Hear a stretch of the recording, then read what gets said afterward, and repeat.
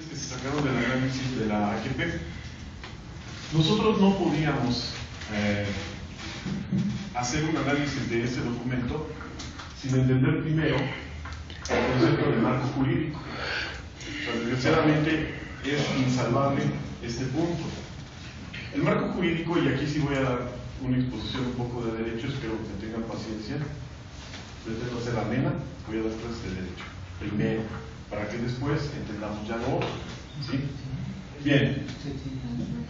El orden jurídico o marco jurídico en México y en todas las naciones proviene en México de la Constitución Política de los Estados Unidos Mexicanos. Es nuestra ley que da todo el orden jurídico de este país. El marco jurídico nos dice que la administración pública, o sea el gobierno, se va a dividir en dos áreas. Una área que va a ser el área centralizada y otra área que va a ser el área descentralizada. Y las dos áreas se gobiernan por la ley de la Administración Pública Federal, estas dos. En la administración centralizada tiene una característica: todos los organismos son de orden jerárquico, es decir, tienen que obedecer a su jefe.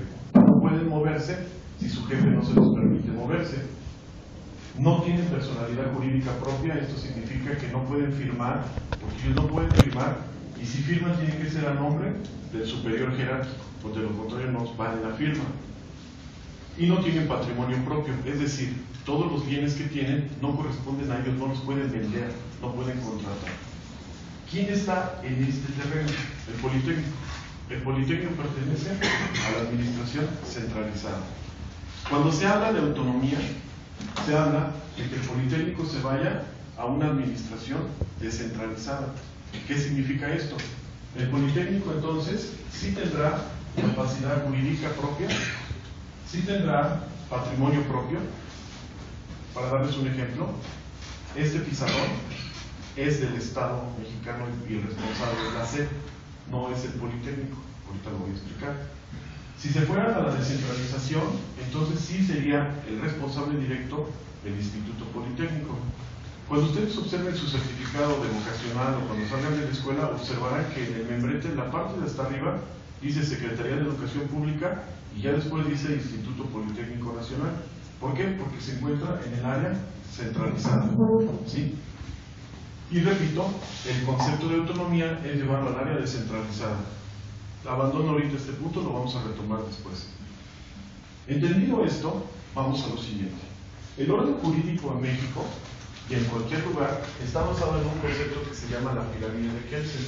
Kelsen es un jurista austriaco de principios del siglo, de los años 1900, que finalmente propone o dice que básicamente la base de todo el orden jurídico es ¿quién? La Constitución. Y de la Constitución emanan las leyes. Y de las leyes, para que se apliquen esas leyes, se establecen reglamentos. Y de los reglamentos ya salen circulares o disposiciones. ¿Por qué es esto? El origen del conflicto fue un reglamento. Entonces ubiquemos dónde está el reglamento dentro del contexto jurídico, ¿no? Bien. Ok. La Constitución señala que todo el poder se va a dividir en tres poderes: el ejecutivo, el legislativo y el judicial, que es el concepto de Montesquieu de la división de poderes. ¿Por qué? Porque el poder no podía estar centrado en una sola mano, porque eso sería una monarquía o sería una autarquía. Entonces, el poder se divide en tres. ¿Por qué? Porque entre todos se van a controlar. Cuando el judicial se exceda, lo puede controlar el legislativo, o al revés. Cuando el legislativo se exceda, el judicial lo puede controlar. Y igualmente, estos dos pueden controlar ¿a quién? Al ejecutivo. Y ese es el concepto de equilibrio de poderes, para que ninguno de ellos se pase sobre el otro. Ok, vamos a hablar sobre el ejecutivo. El ejecutivo, como ustedes saben, es el presidente de la República. El presidente de la República tiene muchas facultades, unas constitucionales y otras metaconstitucionales. Cuando se habla de facultades metaconstitucionales, se dice son facultades que no aparecen en la ley, pero sin embargo él las ejerce, ¿sí? Las facultades constitucionales del presidente se encuentran básicamente en el artículo 89, 90, 91, 92 de la Constitución. Pero hablemos del artículo 89. El artículo 89 le da al presidente la facultad de poder nombrar a sus colaboradores para trabajar en la administración pública. Es decir, tiene la facultad para nombrar a sus secretarios de Estado y también para removerlos. Además tiene facultades para legislar, es decir, él puede proponer una ley, el Ejecutivo, pero no significa que porque la propone se va a echar a andar. Esa ley pasa ¿a dónde? Al Legislativo. Si el Legislativo lo aprueba, se la regresa al Ejecutivo para que la publique y entre en vigor y ya se pueda aplicar. Pero él puede proponer una ley. También tiene facultades judiciales. Por ejemplo, en los juicios de indulto, cuando hay una sentencia, el presidente puede indultar a una persona para que quede libre. Ya sucedió recientemente con el caso del profesor de Chiapas, ¿cómo se llama? Alberto Pasichán. Se realizó un indulto presidencial como otra facultad que tiene el presidente. ¿Hasta ahí vamos? Bien. ¿Para qué es esto? Este entorno. Por lo siguiente, ¿cómo se forman las constituciones? Las constituciones siempre se van a formar a partir de un poder constituyente. El poder constituyente lo forman las armas. Así de fácil. La Constitución de 1917 que nos rige es producto de la Revolución Mexicana. ¿Qué hacen? Se unen los grupos victoriosos, los grupos ganadores, y esos grupos ganadores, ¿sí?, mandan a un Congreso Constituyente, y ese Congreso Constituyente, ¿sí?, va a escribir un papel al que le denominan Constitución. Pero ese grupo constituyente va a tener algo que se llama soberanía. Y la soberanía de ese grupo constituyente es el mandato del pueblo, que el pueblo se llama nación. Entonces, para que de una vez cuando oigan el concepto de nación, la nación es el pueblo. Y el pueblo se representa a través de su constituyente, y el pueblo es el que hace las leyes.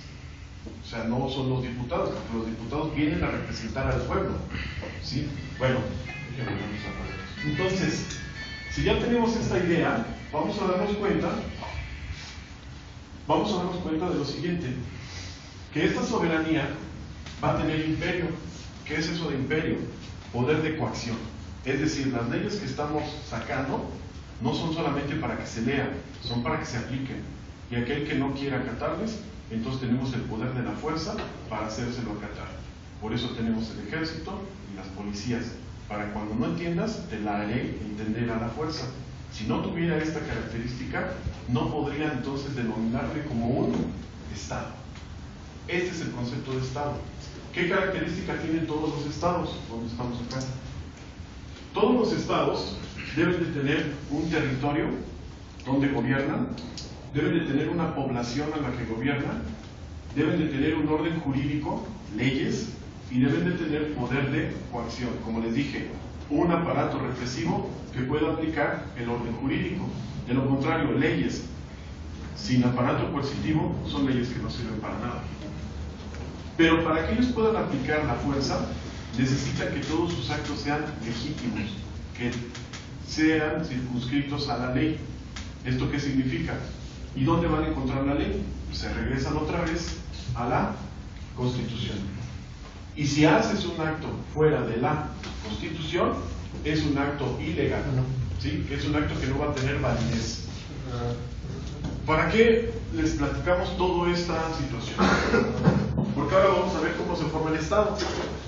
El Estado es una abstracción, así como cuando ustedes pueden hablar sobre la ecuación de Schrödinger o sobre la segunda ley de Newton.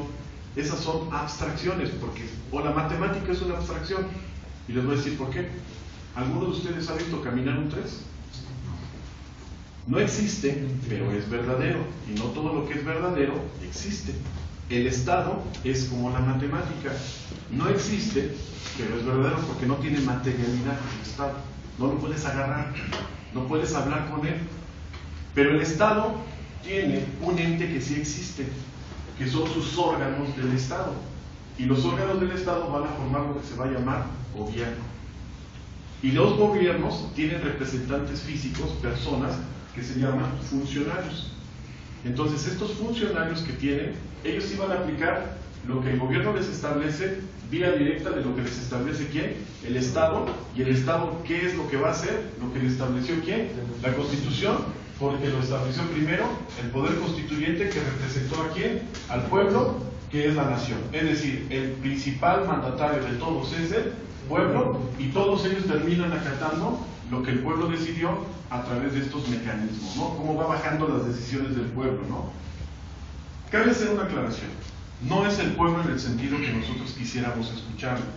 El poder constituyente está formado por grupos de poder, es decir, la burguesía, el proletariado, todos entran. Si ustedes analizan la Constitución Política de los Estados Unidos Mexicanos, verán que cada artículo representa un sector de la población. Por ejemplo, el artículo 27, que habla sobre las tierras, está dirigido a los campesinos.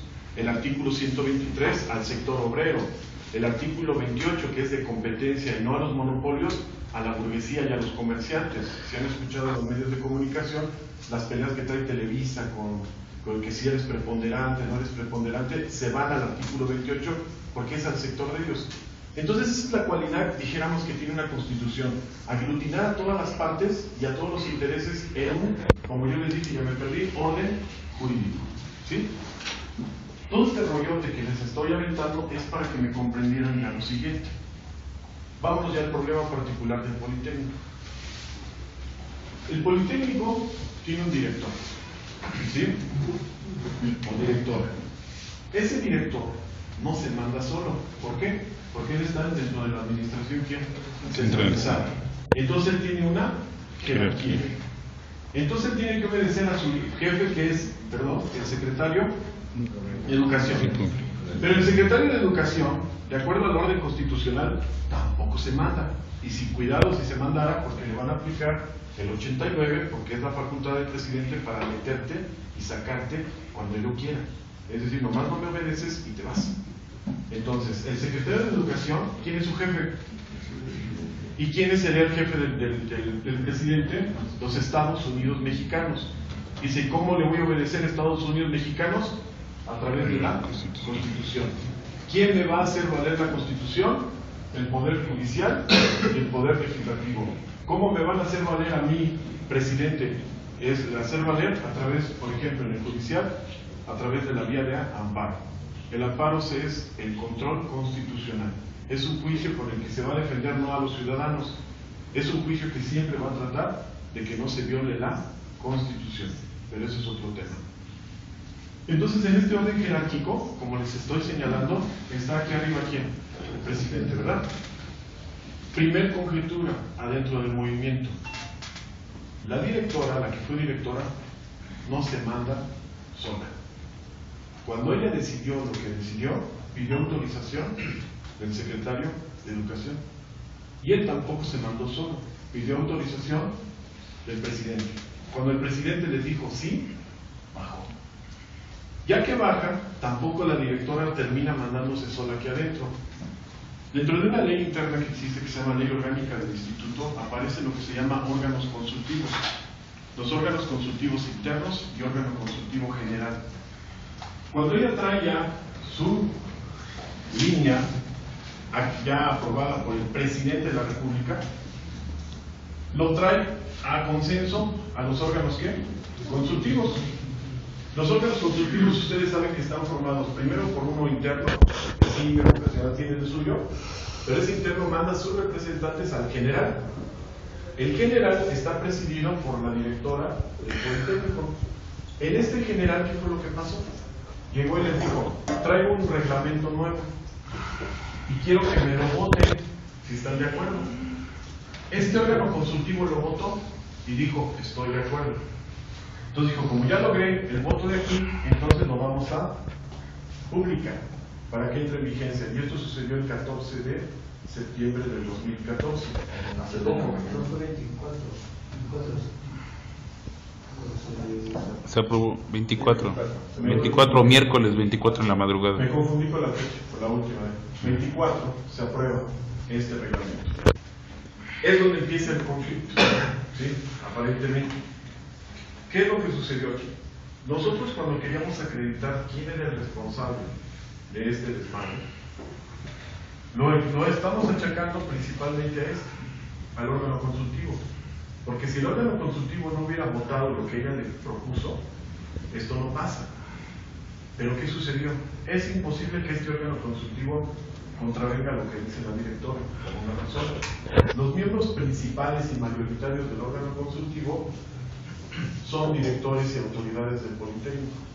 Todas esas autoridades, de acuerdo a la ley orgánica, son propuestas por el director y nombradas por el director. Pues, por lo tanto, yo no puedo morder la mano que me da de comer. O sea, si él me puso y ahora pues me saca, porque también tiene facultad de sacarme. Entonces este órgano consultivo es una farsa, que nada más para darle cuenta de la democracia interna, para decir, la comunidad fue tomada en cuenta, pero ¿cuál? Si los tienes agarrados, porque tú les diste el trabajo. Es como si yo los nombro a ustedes directores, y les digo, oiga, traigo esto, ¿votarán por mí? Con la facultad yo de sacarlos. ¿Qué van a hacer? No, voto lo que sea, y ya después digo, tomé opinión. Seguir el paro. Seguir el paro. Definitivamente. Pero ese es otro tema que ahorita va a ver. Entonces, ¿sí se entiende qué función tiene este? Entonces este terminó haciendo una función que se llama de legitimación. ¿Sí? Entonces, aquí lo pusimos como el primer responsable a él, a los órganos consultivos, porque legitimaron, hicieron parecer que era la comunidad la que estaba de acuerdo. Cuando no es cierto, la comunidad nunca fue consultada. Bueno, aclarado ese punto, entonces encontramos un primer responsable. Eso es hacia afuera, pero ahora vamos hacia adentro del movimiento. Empiezan a suceder en el movimiento cuestiones muy cuestionables, que no hay respuesta hasta este momento. La primera de ellas, a partir de que se genera este pronunciamiento del 24 de septiembre, se lanza una gran marcha. Los medios de comunicación señalan que son cerca de 17,000 estudiantes, más o menos, y de la noche a la mañana aparecen marchando. Fue muy sorpresivo ver esa manifestación, porque cuando se han dado estas movilizaciones masivas, tardan tiempo en madurar.